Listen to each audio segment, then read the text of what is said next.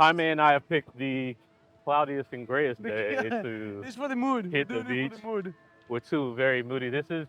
We're going back to our emo days of being 13 years old, and we picked a very cloudy, emotional gray day on the beach, which represents our inner, Souls. our inner Inner feelings. soul. Nah, man, thanks for having me on here, though.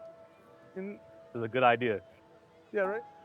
I drove out of Driving an hour and a half. drove out of the LA rain for an hour and a half to come here where it's not raining as much.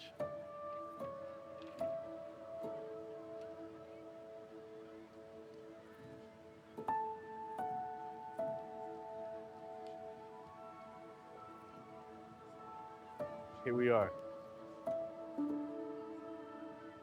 Yeah, I think I just fucked up my phone. That was what that sound was. Just an iPhone. Who cares? Get a Pixel. Um, sponsored by Google. Space is sponsored by Sponsored Google. by Xiaomi. Who they doing the Leica phone with? Is it Is it Xiaomi? Xiaomi or is Yeah, it's Xiaomi. Not Huawei. it used to be, right? The Oh, first one was what? maybe it's Huawei. Um, okay, 2026, dude. You just released your migration patterns book. Yeah. Doing amazing. Is it doing better than what you were expecting? Yeah. I mean, I think I didn't try to have too many expectations for what it was going to do. Of course, like you're making a thing. You want it to be successful. Um, but I also think when you're making art, you really have to kind of disconnect from that part of it. Like, oh, like I want it to be a success, or that like the success has to be in making it and the thing that you made, you feeling good about that representing the idea that you had. Everything else, I feel like is you have no control over. But yeah, of course I wanted it to sell. Yeah, I didn't want it to sit on the Yeah, shelf. but I mean, it doesn't always, right? So No, I just guilted all my friends to buy them. That's like how. the, Oh, I think most more people than just us bought the book.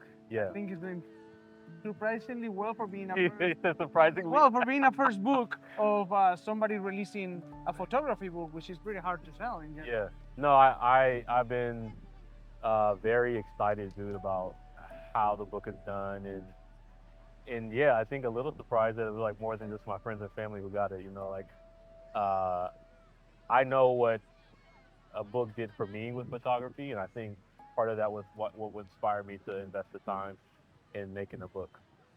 Mhm. Um, I always tell people I found Jamel Shabazz A Time Before Crack in like this thrift store, like little high end little thrift stores. Mhm. And I was sitting down, chilling for a minute inside the store, and they like had it. I think it matched the aesthetic and everything, but like the book redefined for me what photography could do. And I was like, man, I would love for something I made one day to do that. And so now, like literally 15 years later, after finding that book, uh, I've been able to create my own project in book form, and I hope that one day it does that. Like somebody picks it up and it helps them find themselves in the medium of photography. How long were you working on this book for? This book was, I would say, 2 years of active work. Some of the photos are almost 10 years old. Part of that time in the 2 years was like understanding the idea that I had, how would that, how to translate that idea in the format of a book, going through archival work of my own that didn't match the theme or like could express the ideas that I wanted to express in the book. And some of that was once I had felt really sure about what the idea was and what the book was trying to convey, was going back out to the world and capturing things that could express that. So like looking at archival work, finding the gaps, and then filling those gaps with new work that was created for the purpose of it. That was about a year's worth of time, and then a little bit more than a year worth of time of with being with my publisher. So I'd say actually, I'm sorry, like a year and a half on that front end with myself, with sending the book over to people like Demondre and Alex Ramos with Leica SF, who's done so much for the book community there in the Bay. Um, People like Kieran, who had taken a look at this book and kind of helped me along the way. And then I had a whole process with the publisher working with them. So 2.5 years, I would say, to get this project from idea to production and then launch into the world. What are you looking forward to in 2026? 2026, man, making more things that feel even closer to my authentic self, and being more certain about who I am. That's the research phrase, but Yeah. what are you actually looking for? No, I mean like physical, like I would say some work that I've been doing on the film side and like Mm-hmm. bringing stories onto the screen, um, diving into more collaborations with working with more actors and producers and DPs to bring some of the ideas I have in mind for films that I want to do to life. I have several several gallery showings that are planned for 2026 in relation to migration patterns as a body of work. Super excited about that. Doing some traveling, taking that project around across the nation, and hopefully take it overseas. Trying to do that. Uh, so I would say that already those are some pretty exciting things. I don't know when I'm gonna post this video, Yeah, but I know you've been directing lately a couple of short little films that you put on YouTube and your Instagram, but now you've been diving in a little bit deeper on directing. yeah, We were just talking about that for a product in particular. Are you planning to continue directing more film or mainly focusing more on shooting photography? yeah. I mean, I think a big goal of mine is to be able to continue to do both. But I'm such a passionate like lover of like movies. I love movies. I've always loved to write, and obviously like visual storytelling has been such a huge part of my life as well. So to have all those things come together in a medium like film and making films feels really compelling as far as intuitively like what I want to do. So yeah, that's definitely a huge goal for mine is to continue to make more films, longer films. The moving towards a feature one day and directing a feature film. It's just such a beautiful way to connect with people and to share story. Um, so yeah, definitely a goal for 2026 to keep moving in that direction. Nice. If you could ever only shoot one medium, film or digital, what would you pick? Because I know you do a lot of black and white stuff. Yeah, We were just seeing some of your friends um, from last year's gallery in the Icon. What would you pick? Gun to your head, film or just from the digital? artistic standpoint of it, or like artistic Yeah, expression. preference, Yeah, I mean, if artistic I didn't, expression. I would say that's a very hard question. I do love digital and I love film for sure. I think that if I had to pick one, and I'm just picking like money's not on Hmm. an issue or like having turnaround time or client preference, I would pick film. I love the process of it. I love how intentional it allows me to be with the medium. Of course, you can be intentional with digital as well, but there's something so special for me when I'm shooting film and the way in which I really dive into um, being with the camera, in a way that it's harder for me to get into that groove with digital. And there's also this like magic with film that is out of your control. There's all these things that can happen on film that you didn't produce, right? Like you didn't go like I want this exact artifact to be there or whatever. And with film for me, I love that aspect of like this collaborative nature between you and the physical and scientific Even in the process of it. developing process of it, because Yeah, things can happen. absolutely. And that's one of the things that get tricky for some people and intimidating. For example, for myself, the developing process and all that stuff is completely unknown. I wasn't one of those people that went to school Yeah. and went to a dark room. Um, Charlie's and Kevin are doing a workshop in March at the Leica Store LA. If anybody's interested in the developing process, they're gonna be developing and scanning prints there. So check out that workshop because it's gonna be a few days and you'll learn a ton. Uh, but yeah, I have no clue, and I would have to pick Yeah. digital for myself. But yeah, I admire people that can even just reflect in print what they were intending to capture. Because I feel like for me it's a complete gamble Yeah. every time that I try and Sure. shoot with film. Yeah, Yeah. I feel like it feels. I mean, there's a part of it. For me, there's a part of it I always enjoy the gamble, right? That that's part of the exciting part of it. If you think about the gamification of the medium, right? Like, it's kind of a game that you're playing with yourself. Hmm. This idea of the permanent nature of what you have once you've shot it, right? Like, you're not going back and forth on a shot when you're doing it with film. I mean, you have the shots you have, and of course, there's stories of like Henri Cartier-Bresson, where he's used like an entire roll of film like on one thing, which is why I always say this idea of like the hit rate is such a fabricated thing, as far as you being, this making you a better photographer or a worse photographer. Uh, but film, I feel like because it's not infinite. Visual's not infinite either, right? But you get a lot more shots in one sitting digitally than you do with film. So the risk is higher, but with the risk being higher, the reward is so much higher. In my opinion, the way I feel about it, I feel so great when I nail a shot on Yeah, film, and that's you true. really feel like you made it. You know what I mean? Yeah, it does feel like you manufacture more of the image. Yeah, I did have one of those experiences last year, 2025. I went with Cam Mackey to Montana to document the indigenous culture, the Crow Reservation. I came back from Montana, and the whole roll of film that went through my camera actually never went through my camera. So I yeah. lost a whole. I mean, I don't shoot a lot. It was one roll, but it was pretty disappointing when I go back. So I think it's gotten a little bit of a bad taste in my mouth, and Yeah. I'm not using it as much as I used to. But think about because that's a possibility.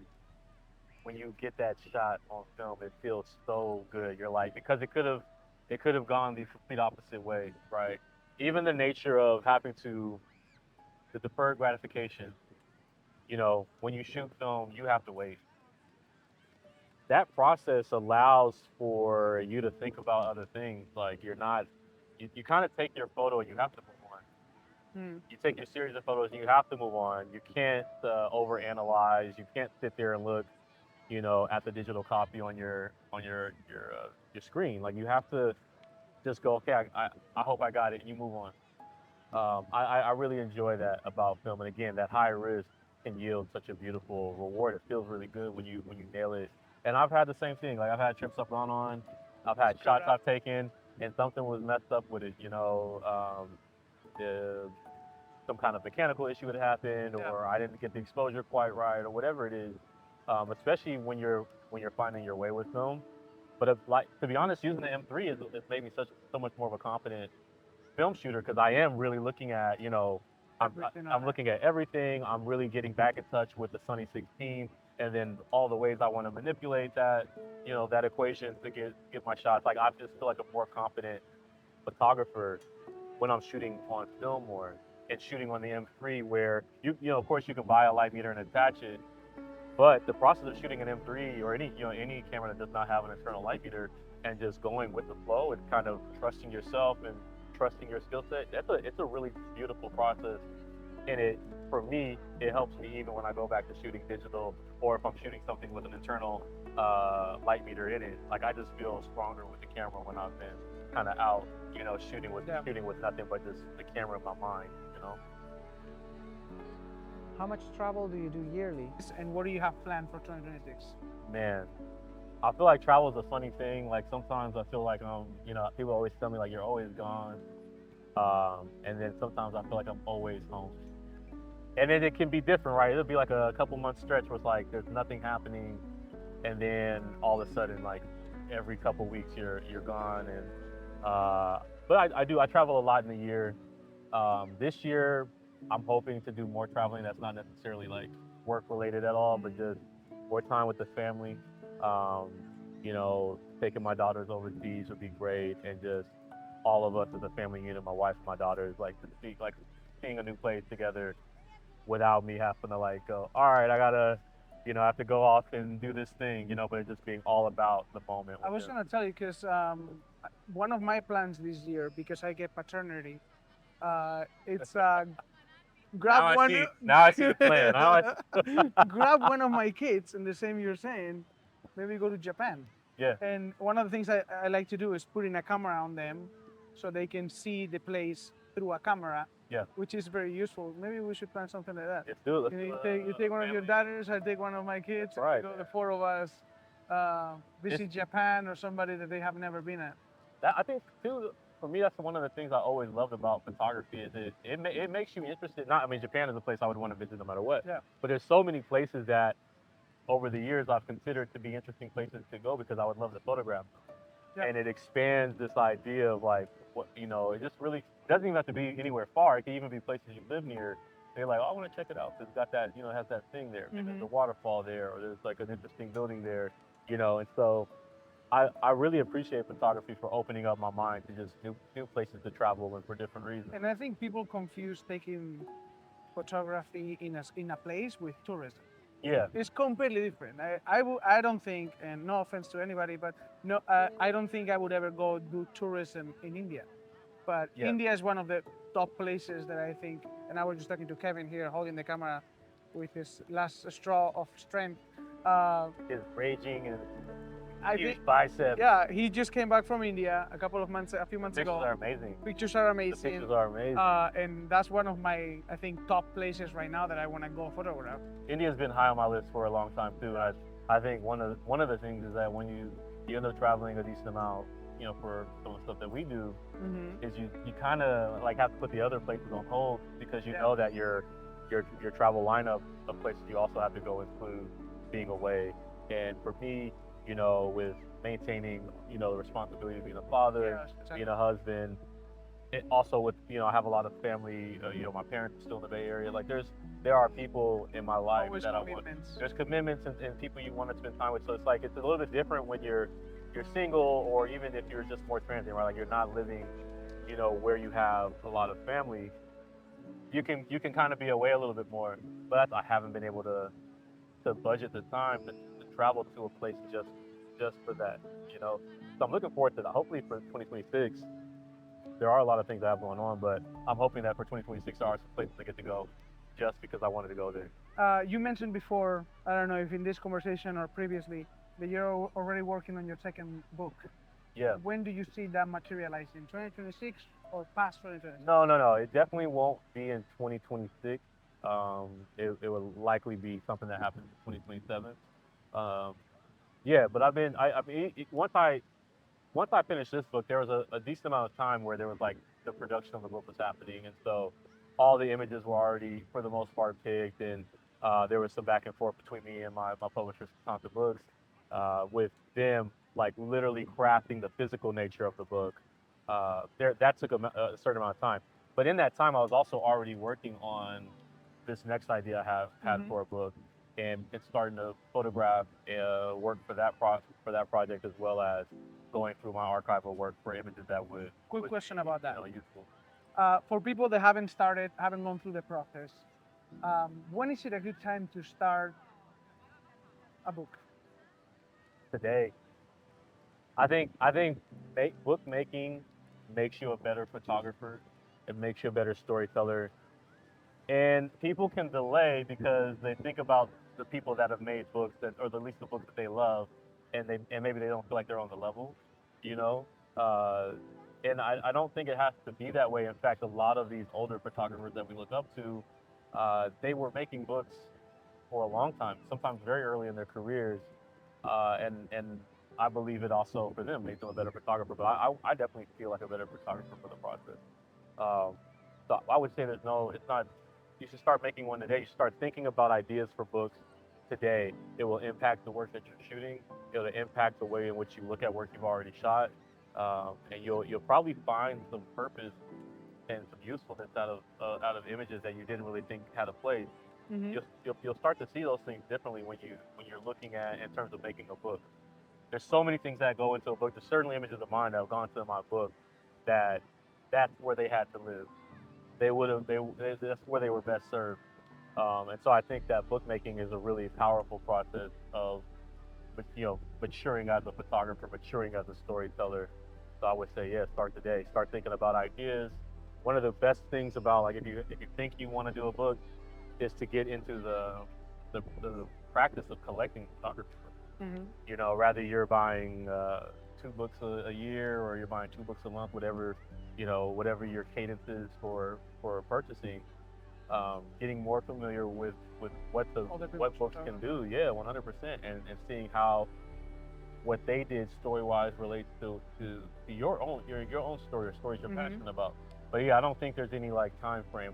You know, you should master the basic skills of the camera. You should feel like a competent photographer, but I don't think there's any period of time where you have to wait to be deserving or on the level to do a book. You should do one as soon as you have an idea you feel is compelling, you want to express in that format. My last question for you, because I've looked at the book quickly when I got it, but I haven't gone. I mean, I've analyzed picture by picture independently, but I wanted to wait until you told me the line threat until I stopped to analyze it Yeah. through your eyes. Um, what does the book represent, and how can I see those migration patterns through the images? So I'm sure you have it memorized, and it's not that long the book, Yeah. but you can see. I want you to tell me the story of the book. No, of course. I mean, so migration patterns, it has a more literal sort of meaning behind it, and then there's also a meaning that is more interpretive, right? Part of the book is expressing a life cycle. So the opening image is me holding my sister Tan when the day she died of cancer, and the closing image is a photograph of my wife holding my daughter moments after she was born, and that there's like this continuous loop in life in which we migrate in and we migrate out of it. There's the more interpretive Mhm. aspect of it, and through the images, you should be connected through that sort of like migration with the all the subjects in there. Rather it's a person, a place, rather it's so I have some images of plants in there. Everything has this sort of like beginning and end, and so I wanted to represent that with the images in the book, but also with a more literal aspect of the book is my family came to California from Louisiana during World War II. My great grandmother did. Her movement from Louisiana to the West was part of a larger movement called the Great Migration, in which many black Southerners moved from the South Mhm. to the West Coast. Some ultimately also moved up north to the East Coast, but there were all types of jobs that have become open to these folks as the need for producing more things for the war had become more prominent. And so part of my family story is moving from the South to California. And I wanted to represent this reoccurring thing I would see since I was a kid. So, when I was younger, I would spend my school year in California. The summer would come around, my parents would send me and my sister to Louisiana. And so I have like this dual childhood where like part of it is in this very rural part of southern Louisiana, and then the other parts are in California, which in comparison is like the city. Yeah. And I would always come back and I would notice like these through lines. I would notice these similarities between the two places. Although in many ways you would say like California and Louisiana are nothing alike, I would find these similarities. And as I got older and I started to learn the story about how the Bay Area became the place it is today, how California, the West Coast, how much of this nation outside of the South became what it was all these stories of these people who had migrated to these places. And of course, people wanted work, so there was this shift, especially for Southerners, but specifically Black Southerners, from moving from agriculture work to industrial work, Hmm. right? Building ships, like being involved in that process. My grandmother worked on a shipyard, and so she was helping build ships. I'm sorry, my great grandmother. Um, so there was like these things that were occurring, and with all of this came the cultural aspects of these people. And that culture became very pervasive and helped shape what we see now as Bay Area culture, the way that people dress, the way they talk, the music that has been born there, just everything. And then there's a physical nature to that as well.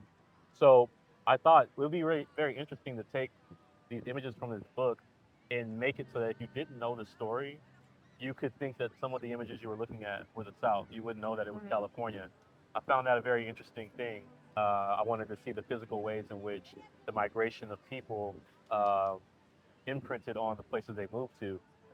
And this idea, too, that culture, when large groups of people move, their culture changes. It evolves in different ways. Yeah. We experience erasures. Like with my particular family, we lost French in our family. This was a language that was very common from where my grandmother was from. But over the years, that language sort of disappeared. This particular dialect of French, Creole, just disappeared. And so I was very interested in examining that, like how what stays, what goes, and what changes, and what gets adopted to the area. And I think this story was personal to me, obviously, because it involves my family. But I think it's also very similar to any group of people that immigrate into new places, right? That move over into new regions, and that culture absorbs them a bit. And but they also have a huge impact on the places they go. And I think right now, telling stories that focus in on how diverse this place is, the history of this place. By this place, I mean America. It's important. Yeah. There's a lot of crafting and manipulating and changing and suppression of of that history. And I think it's important for all of us, no matter what you look like, where you come from, who your people are. It's important that we look at our history, examine it, embrace the parts that we can embrace, and also learn lessons from parts that are worth learning lessons from. So this book, it has a lot of things to it, but the main idea was I wanted to tell that story of the Great Migration and my family's movement to California while not being so obvious about it and just looking at the now. How is the now impacted by the past? Mhm. Well, and then I look at it again and see now through your eyes what you were trying to reflect. Because I always have trouble, when I open a book and it's a bigger concept than Yeah. just like, here are my pictures, to go through that process without knowing what the intended story was. Yeah. You get on your own interpretation, but I wanted to hear from your interpretation how we should look at it.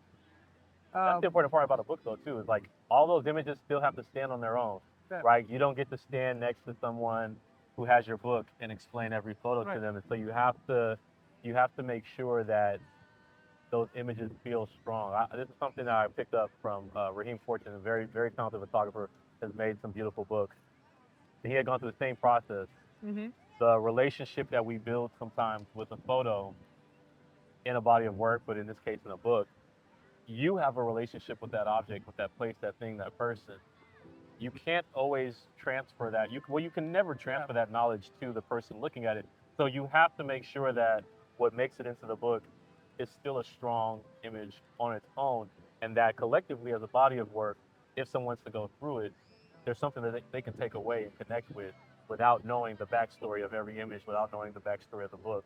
I was very fortunate that my wife did a poem on the front of the book. Mm-hmm. She's an extremely talented writer herself and a great storyteller. So it felt very intuitive to have her do this portion. I mean, if anybody follows my work, they know that I like to write as well.